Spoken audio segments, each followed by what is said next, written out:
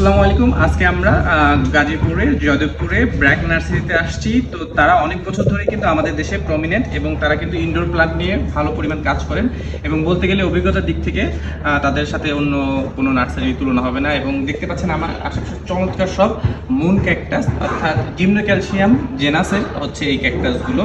Moon cactus আমরা normally commonly বলে থাকি, সায়েন্টিফিক ভাবে যদিও না। এছাড়াও এখানে কিন্তু প্রচুর পরিমাণ অন্যান্য ক্যাকটাসের হচ্ছে সংগ্রহ রয়েছে। আপনারা বিভিন্ন সময় দেখবেন আড়ঙে বা অন্যান্য জায়গায় ব্র্যাকের নার্সারি থেকে এগুলোকে কিন্তু বিক্রি করা হয়। আছে এখানে রেড কালার আছে, তারপর আপনার অরেঞ্জ কালারে দেখতে পাচ্ছেন এবং ইয়েলো কালারে দেখতে পাচ্ছেন, যেটা হচ্ছে একটু রেয়ার বলতে গেলে। এবং এছাড়াও মিক্সড কালারের কিন্তু আপনার এখানে গ্রাফটিং করা মুন ক্যাকটাসগুলো আছে। মিডিয়া তৈরি করার ক্ষেত্রে তারা কোকোপিটটা খুব বেশি পরিমাণ ব্যবহার করে, প্রায় বলতে গেলে 50%-এর মতো। এবং এরপরে হচ্ছে অর্গানিক ম্যাটার থাকবে কিছু অংশ, সিলেকশন স্যান্ড থাকবে কিছু অংশ, এবং এখানে কম্পোস্ট ব্যবহার করবে বিভিন্ন রকম কম্পোস্ট, সেটা হতে পারে ভার্মি কম্পোস্ট অথবা মিক্সড কম্পোস্ট।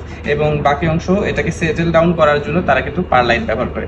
আপনারা যারা ঘরে রাখবেন এটা মেনটেন করে রাখতে হবে। এবং ক্যাকটাসের ক্ষেত্রে খুবই গুরুত্বপূর্ণ জিনিস পানির পরিমাণটা নির্ধারণ করা।